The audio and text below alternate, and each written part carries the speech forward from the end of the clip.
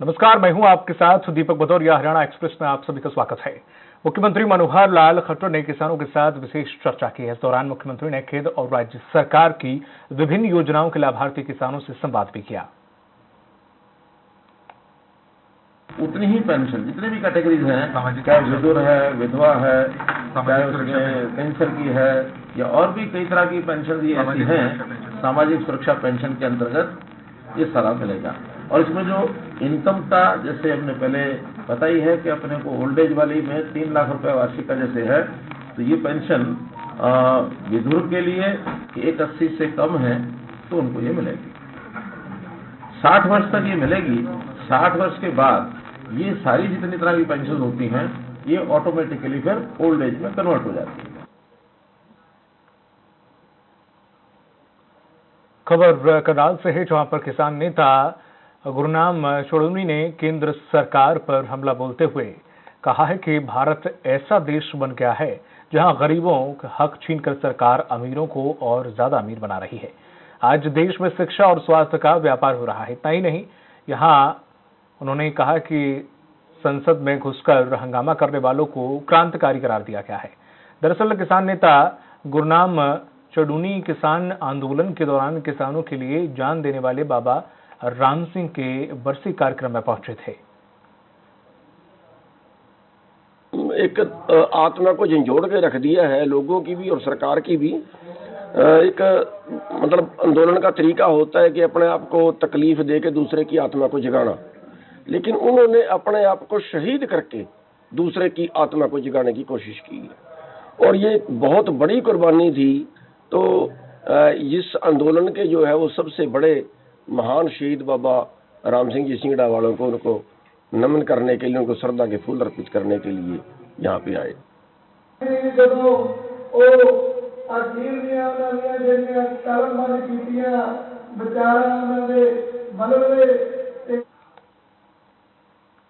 रुक करते अगली खबर की ओर। खबर फतेहाबाद से है, जहां पर बोधियावाली गांव में विकसित भारत संकल्प यात्रा कार्यक्रम का आयोजन किया गया। विधायक दूड़ाराम कार्यक्रम में बतौर मुख्य अतिथि शामिल हुए और विभिन्न विभागों के स्टॉल का अवलोकन किया। कार्यक्रम के दौरान ग्रामीणों ने भी विकसित भारत के लिए संकल्प लिया।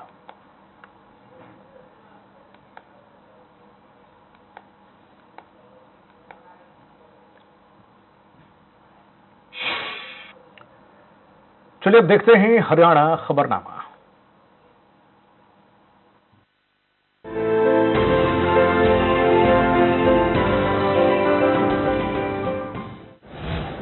मुख्यमंत्री मनोहर लाल खट्टर का बड़ा फैसला। 210 अनाधिकृत कॉलोनियों को किया नियमित। 8 और टोल प्लाजा को लोगों के लिए किया फ्री।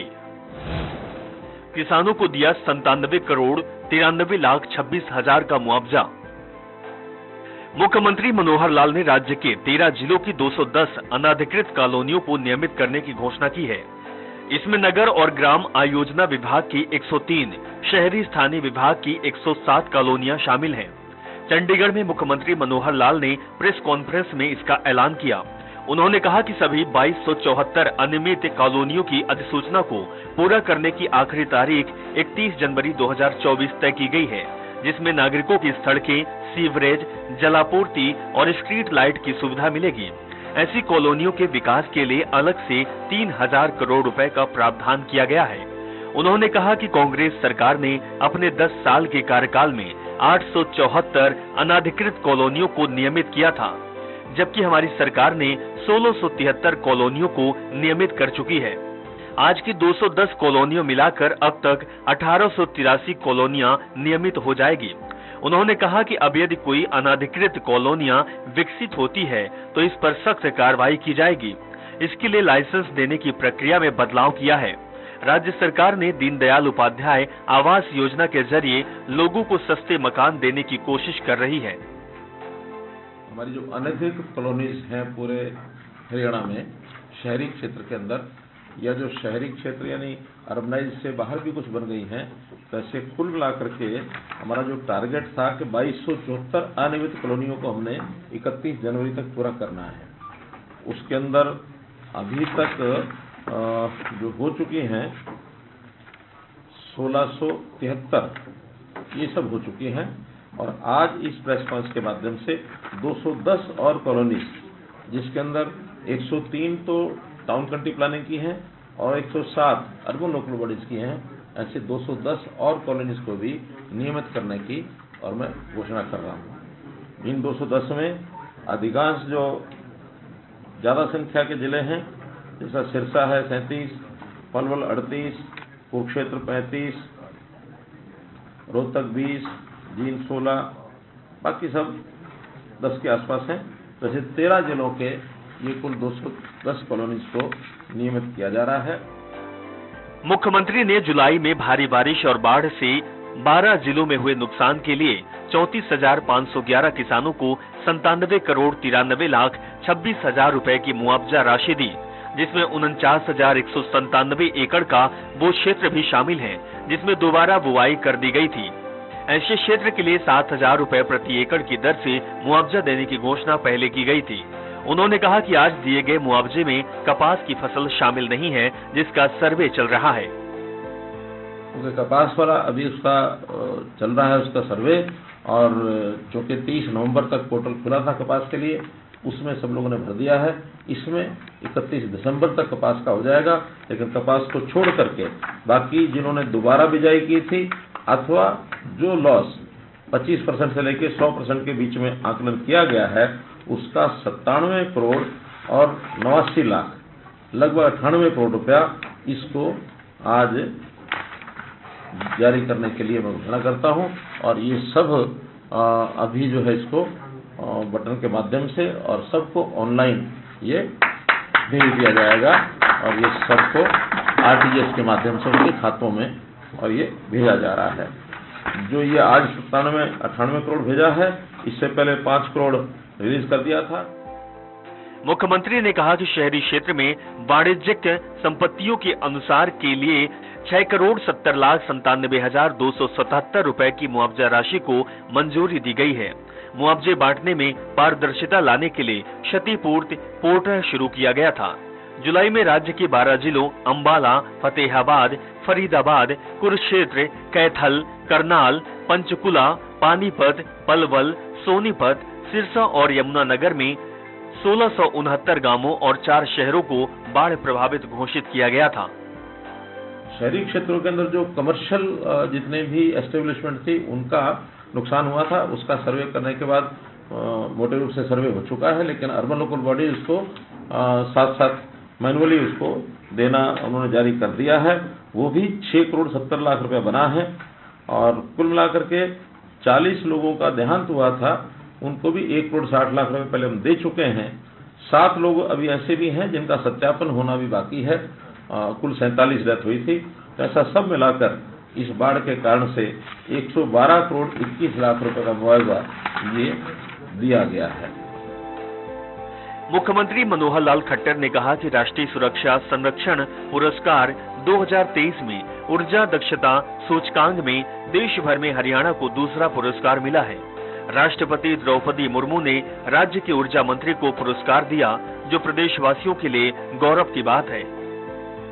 एक सूचना है कि हमारे हरियाणा राज्य के जो ऊर्जा दक्षता सूचकांक, इसमें देश भर में दूसरा पुरस्कार मिला है।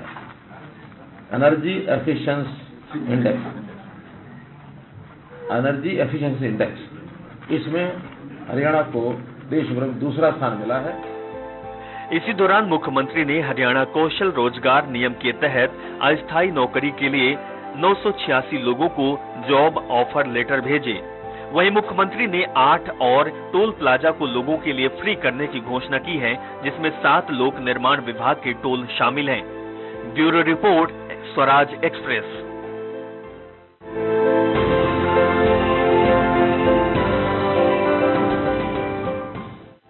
हरियाणा विधानसभा के शीतकालीन सत्र पर महान विभूतियों, स्वतंत्रता सेनानी और शहीद जवानों के निधन पर शोक प्रस्ताव पढ़े गए। सदन के नेता मुख्यमंत्री मनोहर लाल ने शोक प्रस्ताव पढ़े। इसके अलावा विधानसभा अध्यक्ष ज्ञानचंद गुप्ता और विपक्ष के नेता भूपेंद्र सिंह हुड्डा ने भी शोक संतप्त परिवारों के सदस्यों के प्रति संवेदना व्यक्त की। विधानसभा अध्यक्ष ने शोक संतप्त परिवारों को सदन की भावना से अवगत करने का आश्वासन भी दिया। सदन के सभी सदस्यों ने खड़े होकर 2 मिनट का मौन रखा तथा दिवंगत आत्माओं की शांति के लिए प्रार्थना भी की। सदन में जिनके शोक प्रस्ताव पढ़े गए उनमें हरियाणा विधानसभा के भूतपूर्व अध्यक्ष प्रोफेसर छतर सिंह चौहान, हरियाणा के भूतपूर्व राज्य मंत्री डॉक्टर राम प्रकाश शामिल हैं। ये सदन हरियाणा विधानसभा के भूतपूर्व अध्यक्ष प्रोफेसर छतर सिंह चौहान के 11 दिसंबर 2023 को हुए दुखद निधन पर गहरा शोक प्रकट करता है। उनका जन्म 5 दिसंबर 1934 को हुआ था। वे वर्ष 1991 तथा 1996 में हरियाणा विधानसभा के सदस्य चुने गए तथा 22 मई 1996 से 27 जुलाई 1999 तक उन्होंने हरियाणा विधानसभा के अध्यक्ष पद को सुशोभित किया। उनका समस्त जीवन समाज के वंचित एवं शोषित वर्ग के लोगों के कल्याण के लिए समर्पित था। उनके निधन से राज्य एक योग्य विधायक एवं कुशल प्रशासक की सेवाओं से वंचित हो गया है। ये सदन दिवंगत के शोक संतप्त परिवार के सदस्यों के प्रति अपनी हार्दिक संवेदना प्रकट करता है। शोक प्रस्ताव 2। यह सदन हरियाणा के भूतपूर्व राज्य मंत्री डॉक्टर राम प्रकाश के 13 दिसंबर 2023 को हुए दुखद निधन पर गहरा शोक प्रकट करता है। उनका जन्म 5 अक्टूबर 1939 को हुआ था। वे वर्ष 1991 में हरियाणा विधानसभा के सदस्य चुने गए तथा वर्ष 1991-93 के दौरान राज्य मंत्री रहे। उन्हें मंत्रिमंडल में रहते हुए विज्ञान एवं प्रौद्योगिकी और इलेक्ट्रॉनिक्स जैसे महत्वपूर्ण विभाग संभालने का गौरव हासिल हुआ। वे वर्ष 2007 व 2008 में 2 बार राज्यसभा के लिए निर्वाचित हुए। वे एक निष्ठावान सामाजिक कार्यकर्ता थे। उनके निधन से देश एक अनुभवी राजनीतिज्ञ एवं कुशल प्रशासक की सेवाओं से वंचित हो गया है। ये सदन दिवंगत के शोक संतप्त परिवार के सदस्यों के प्रति अपनी हार्दिक संवेदना प्रकट करता है। वहीं अदम्य साहस और वीरता दिखाते हुए मातृभूमि की एकता और अखंडता की रक्षा करने के लिए सर्वोच्च बलिदान देने वाले हरियाणा के 18 वीर सैनिकों के निधन पर भी शोक व्यक्त किया गया। Bureau report, Swaraj express.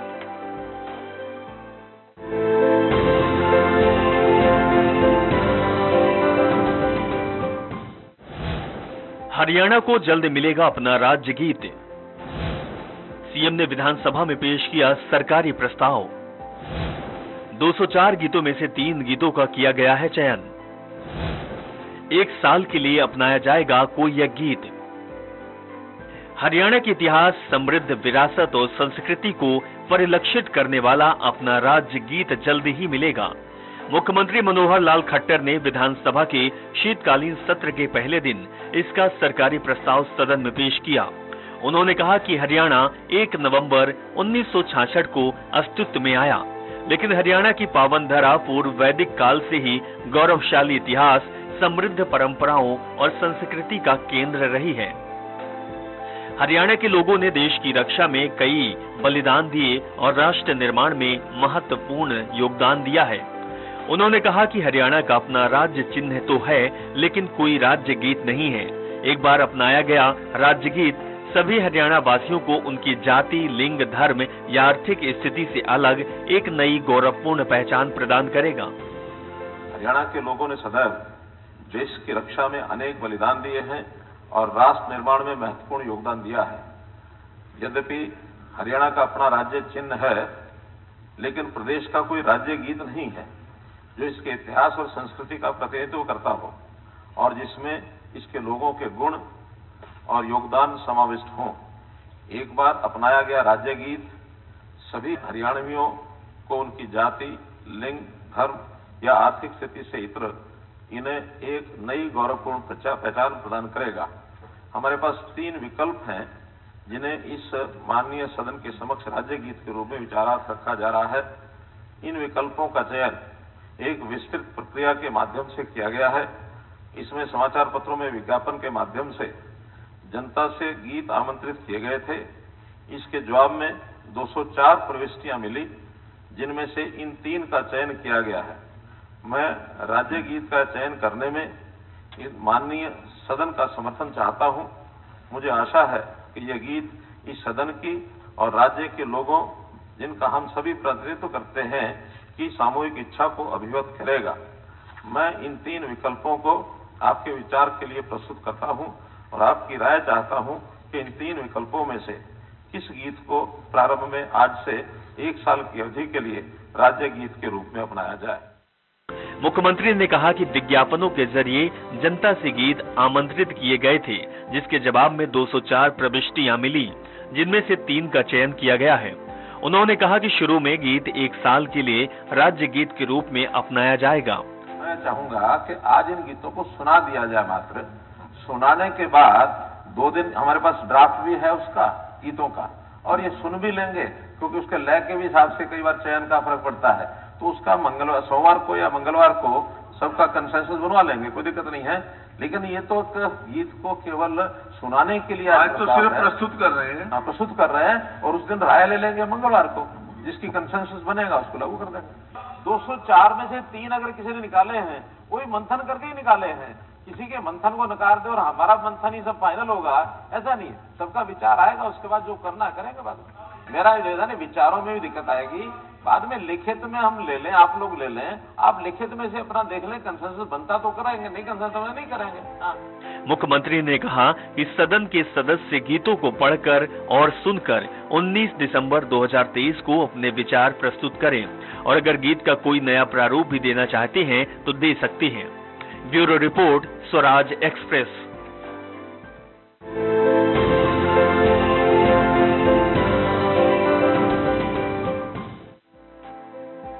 मुख्यमंत्री मनोहर लाल ने विधानसभा के शीतकालीन सत्र के पहले दिन कांग्रेस विधायक वरुण चौधरी के प्रश्न के जवाब में कहा कि लोकहित में व्यवस्था परिवर्तन की जब भी कोई बात आएगी, हमारी सरकार उसके लिए तैयार है। उन्होंने कहा कि साल 1976 से पहले गैजेटेड और नॉन गैजेटेड के वेतन अलाउंस के बिल निकालने का अलग नियम था, जिसके मुताबिक राजपत्रित अधिकारी खुद के बिल और सैलरी बिल खुद साइन कर और गैर राजपत्रित अधिकारी डीडीओ के जरिए बिल निकलवा सकते थे। लेकिन उस समय की सरकार ने 12 जुलाई 1976 को व्यवस्था बंद करके सभी बिल और सैलरी के लिए डीडीओ पावर के लिए एक अधिकारी को ऑथोराइज कर दिया। उस समय निकला कि नहीं, इस पावर को हम गजेटेड ऑफिसर्स के पावर को वापस लेते हैं, और सारा जो उनके बिल्स हैं या उनके अलाउंसेज हैं, उनकी यानी सैलरी है, वो सब डीडीओ को एक पावर दी जाती है, सारे एक पैटर्न पर ही निकाले जाएंगे। और हमें तो ये लगता है कि व्यवस्था परिवर्तन किया गया होगा, जरूर कोई ना कोई उस समय या तो कमी देखी गई होगी, या सरकार ने वो पावर अपने हाथ में ली बजाय अकाउंटेंट जनरल को एक पावर दिए रखने के लिए। तो ये व्यवस्था परिवर्तन किया गया है, और आज इस संदर्भ में मुख्यमंत्री ने कहा कि ये विषय 47 साल पुराना है, लेकिन किसी ने ये विषय कभी नहीं उठाया, जबकि प्रदेश में कांग्रेस की 21 साल 6 महीने, INLD की 11.5 साल, हरियाणा विकास पार्टी की 3.5 साल सरकार रही। 1976 में नियमों में जो भी बदलाव किया गया वो व्यवस्था परिवर्तन के लिए किया गया था। वर्तमान में इसमें किसी प्रकार के बदलाव का कोई विचार नहीं है।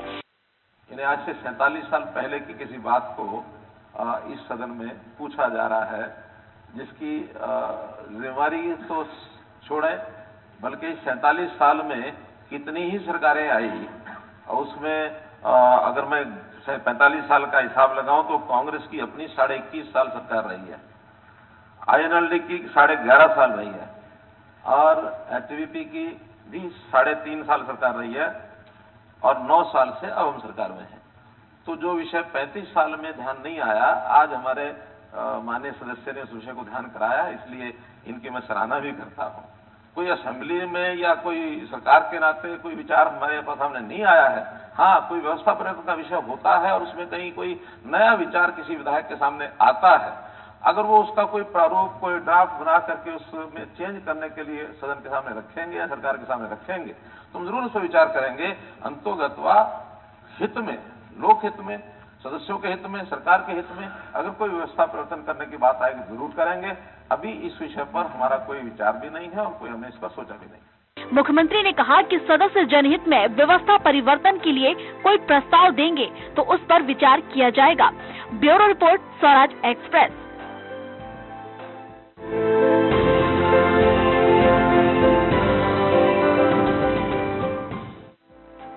मुख्यमंत्री मनोहर लाल ने विधानसभा के पहले दिन विधायक नीरज शर्मा के प्रश्न का जवाब दिया। सीएम ने कहा कि सरकार राज्य वित्त आयोग के जरिए सभी शहरी निकायों को विकास कार्यों के लिए state on tax revenue SOTR का 7% देती है। निकायों के अलग अलग मदों की राशि खर्च करने के बाद जरूरत पड़ने पर सरकार अतिरिक्त अनुदान देती है। लोकतांत्रिक व्यवस्था में 3 टियर सिस्टम है। 3 टियर सिस्टम में लोकल बॉडीज अलग विषय है, प्रदेश सरकार का अलग विषय है, सेंट्रल गवर्नमेंट का अलग विषय है। हम किसी के सिस्टम में इस प्रकार से डायरेक्ट इंटरफेयर करना ठीक नहीं है, क्योंकि ये सारे काम जो उन्होंने बताए हैं ये कारपोरेशन के काम हैं। और कारपोरेशन पहले जो आदतें बनी हुई हैं हमारे सारे सिस्टम में पहले से कि इतना रुपया सरकार हमको दे दे, इतना दे दे, इतना दे दे। अब हमने वर्ष भर से सिस्टम बनाया कि जितना जिसके पास फंड्स हैं उन विषयों में, उस मद में जितना पैसा है उसको वहां अपना खर्च करें। आवश्यकता पड़ने पर, क्योंकि निश्चित राशि तो स्टेट फाइनेंस कमीशन के माध्यम से 7% जो हमारे बजट का ये जो हमारा SOTR है, सेल्फ ओन रेवेन्यू जो टैक्स है, उसका 7% हम देते हैं और बांट करके देते हैं। इसके बाद भी किसी के पास कम पड़े तो स्टेट ने आश्वासन दिया हुआ कि हम देंगे, लेकिन वो 606 करोड़ में से अगर वहां पैसा तो वहां लगाना ही पड़ेगा उनको, तो पहले उसका अनुमान एक पता करा के कि जिस हद की इनकी मांगे हैं उस पर वो क्यों नहीं कर रहे हैं। वो हमारा अर्बन लोकल बॉडीज डिपार्टमेंट उन्होंने लिखा है उनको कि किस मद में कितना पैसा 606 करोड़ में है, अगर आपके पास आप लगाइए, अन्यथा अगर ये सिस्टम चालू रहेगा तो स्टेट का ही बजट बिगड़ेगा हमारा। उन्होंने कहा कि विधायक ने नगर निगम फरीदाबाद में फंड की कमी के चलते विकास काम नहीं होने की जानकारी दी है, जिस पर ये बताना जरूरी है कि 30 नवंबर 2023 तक नगर निगम फरीदाबाद के पास करीब 600 करोड़ रुपए थे। अगर फंड की जरूरत पड़ती है तो निश्चित तौर पर सरकार अनुदान देगी। तो इसलिए इस विषय पर जानकारी लेने के बाद अगर उन मदों में पैसा नहीं है 606 करोड़ में तो निश्चित दिया जाएगा। अगर 606 करोड़ में उन मदों में जिस मद में इनकी आवश्यकता है वहां पैसा है तो पहले उनको अपना खर्च करना पड़ेगा। डिपार्टमेंट से फाइल फाइनेंस में जाएगी, फाइनेंस से मुख्यमंत्री के पास भी आएगी, तो जहां कहीं कोई आपत्ति होगी वहां लगेगी। और ये आपत्ति फाइनेंस डिपार्टमेंट की है कि 606 करोड़ रुपया पहला उसका हिसाब बताएं क्यों नहीं लगा रहे, वरना हर एक लोकल बॉडी को एक स्वभाव बन गया पैसे खत्म है जी, पैसे नहीं है। 606 करोड़ रुपया हमने पिछले साल में लोकल बॉडीज का हिसाब मंगवाया, 5,500 करोड़ रुपया सभी लोकल बॉडीज के पास बैंकों में FD बने हुए पड़े। लोकल बॉडीज ऑटोनोमस बॉडीज हैं, हरियाणा सरकार का ऐसा नहीं है। हरियाणा सरकार तो केवल उनके ऊपर ऑडिट का काम करेगी, केवल उनके कामों को रिव्यू करेगी, पैसा अगर कहीं जमा तो पहले खर्च कराएगी। अगर अनुदान देना है तो जो अनुदान हमने देना है निश्चित 7% वो तो उनका जाएगा ही जाएगा, चाहे उनका बैंक में है, चाहे FD है, चाहे कहीं भी है। 7% से ऊपर अगर मांग करेंगे तो हम रिव्यू करेंगे कि आपका पहला पैसा लग गया है तो मांगिए, नहीं तो नहीं। उन्होंने कहा कि पिछले साल सरकार ने शहरी निकायों के पास की राशि की जानकारी ली थी, जिसमें पता चला था कि 5,500 करोड़ रुपए निकायों के पास बैंकों में सावधि जमा के रूप में पड़े हैं। Bureau report, Swaraj express.